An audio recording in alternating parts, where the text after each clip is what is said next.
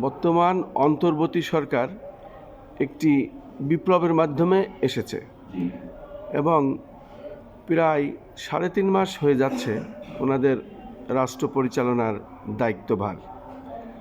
পাশাপাশি আপনি যেহেতু একটি পত্রিকার সম্পাদক, আপনার অভিজ্ঞতা অনেক, সেই হিসাবে আমরাও সাংবাদিক এখানে যারা আছি, এই 3.5 মাসের মধ্যে সরকারের সফলতা কিছু আপনার চোখে পড়ে কিনা এই বিষয়ে যদি একটু বলতেন, আর যদি ব্যর্থতা কিছু থাকে সেই বিষয়ে একটু বলবেন, যেহেতু আপনি সাংবাদিক এবং আমরা সাংবাদিক হিসাবে আপনার কাছে ব্যক্তিগত প্রশ্ন করছি। এটা বলুন।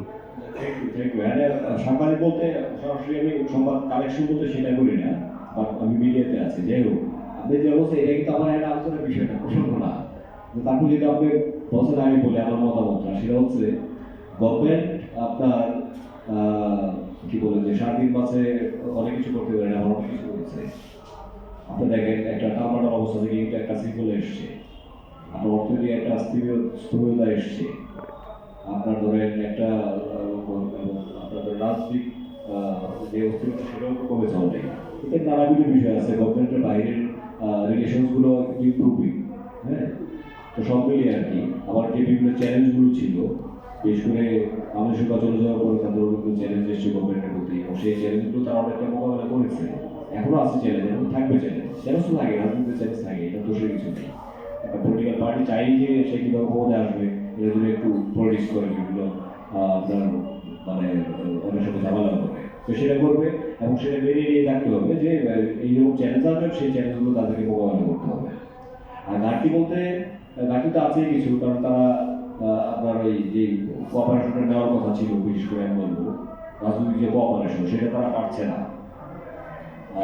রাজনৈতিক দিচ্ছে না। তারা যে খুব বেশি কোঅপারেট করছে বিষয়টা এরকম না, তারা তো মুখে বলছে কোঅপারেশন, কিন্তু আসলে আন্তরিকভাবে খুব বেশি কতটুকু কোঅপারেট করছে আমি এটা শিওর না। তো গভর্নমেন্টের যদি ব্যর্থতা থাকে তাহলে এটা একটা বড় ব্যর্থতা। তারা রাজনৈতিক যেমন ধরেন যদি তারা বিএনপি জামাত রাজনৈতিক দলগুলো আছে, তারা যদি পরিপূর্ণ কোঅপারেশন যদি তারা নিতে পারে, তাহলে সংস্কার তাদের তারা পরিপূর্ণ সহযোগিতা, এবং তাদের আবার কোঅপারেট করবে না বিষয় এইরকম তারাও বলবে, এখন তারা সহযোগিতা করতেছে এবং করবে। তারা কিছু কিছু সংস্কারও তো বিএনপির স্বার্থহানি হলে বা রাজি না হতে পারে, সেটা তাদের ব্যাপার, এটাতে আমি ধরে কিছু দেখি নেই। কারণ তারা যদি মনে করে, তারা তো বড় একটা রাজনৈতিক প্ল্যাটফর্ম, তাই না? তারা যদি মনে করে যে তাদের যৌক্তিক বা ন্যায্য অধিকারের থেকে তারা বঞ্চিত কিছু সংস্কারে, তখন তারা যদি মনে করে যে আমরা এখানে সামগ্রী না দিতে পারি, তো এখানে আপনার ব্যর্থতা হচ্ছে আপনার মানে ওইরকম শক্ত কোঅপারেশন করতে পারেন, এবং আপনার বাইরে যে চ্যালেঞ্জগুলো, বিশেষ করে ইন্ডিয়ার ক্যাশার যে চ্যালেঞ্জগুলো আছে, সেটা এখন মোকাবেলা করতে পারে নাই গভর্নমেন্ট, এবং এই to be typical for Bangladesh. কারণ এটার যেই আপনার ক্যাপাসিটি, রিসোর্সেস, ইন্ডিয়ার মতো একটা দেশকে ফাইট করার, we don't have sufficient resources. হ্যাঁ, সেটা আপনার ইন্টালেকচুয়াল লিঙ্কেজ বলেন, আর্থিক বলেন বা আদার্স যে রিসোর্সেস বলেন।